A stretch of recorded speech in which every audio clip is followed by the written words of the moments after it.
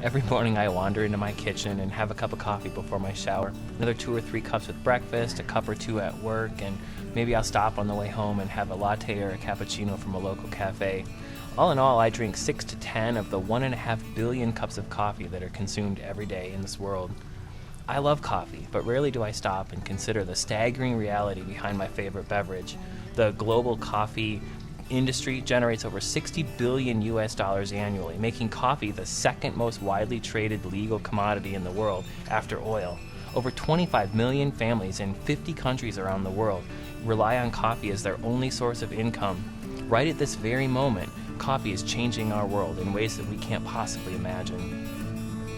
Ever since the semi-legendary discovery of coffee by dancing African goats, coffee's been an interesting player in this historical sidebar of intrigue and romance and philosophy and intellectual revival. It's been credited with starting the Enlightenment, the American Revolution, the storming of the Bastille, the scientific and industrial revolution, and in fact, Western-style democracy.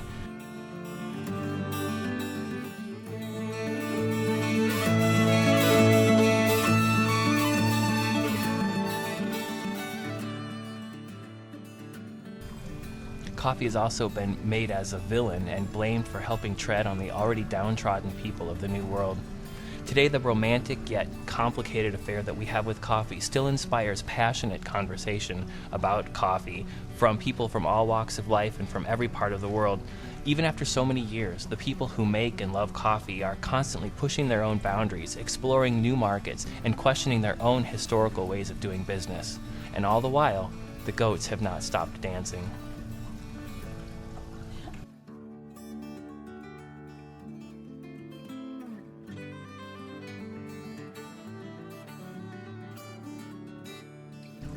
But why do we drink coffee? For me, part of the reason is complexity. It's diversity and complications that all go together in this cup and make the beverage that we know as coffee. From the deep, mellow base notes of a traditional Indonesian coffee to the light, bright fruitiness of a Kenya, from the rich, sweet density of a Turkish coffee to the almost Calvinist austerity of a demitasse of espresso, coffee is all about difference. It's all different, and it's all an adventure.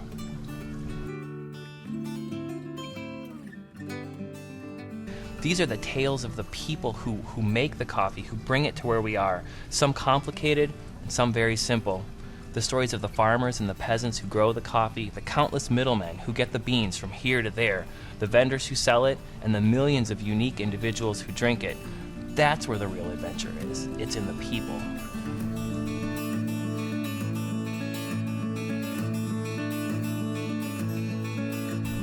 In Colombia, a grower carries his freshly picked fruit to a mill, where it will be washed and bagged and shipped to a commercial roastery mixed with millions of other beans from thousands of other farmers around the world. In Yemen, the hot Arabian sun beats down on stone rooftops, where coffee that was grown on ancient trees on terraced hillsides is dried in the sun the same way it has been for over 500 growing seasons. In Paris, a woman sits at a table at a sidewalk cafe, scanning the crowd for the familiar face of her lover.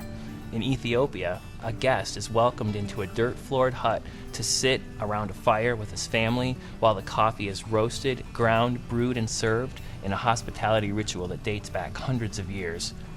In Guatemala, a peasant is paid 4 cents for every pound of coffee that he harvests, while in a trendy New York City cafe, a businessman pays $4 for a 3/4 ounce espresso ristretto.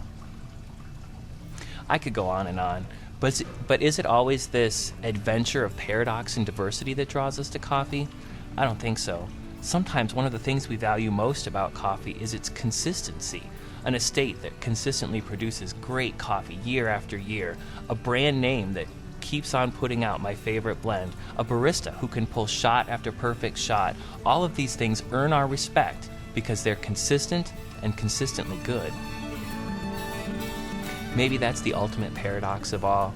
Coffee gives us something that few other things can, a consistently unique experience. Coffee's like people, all the same and yet very different. When was the last time you can say that one pot of coffee was exactly like another one? We stand at the top of a mountain with a full pot and 2 empty mugs, and each trip down is unique, matchless, and unrepeatable experience.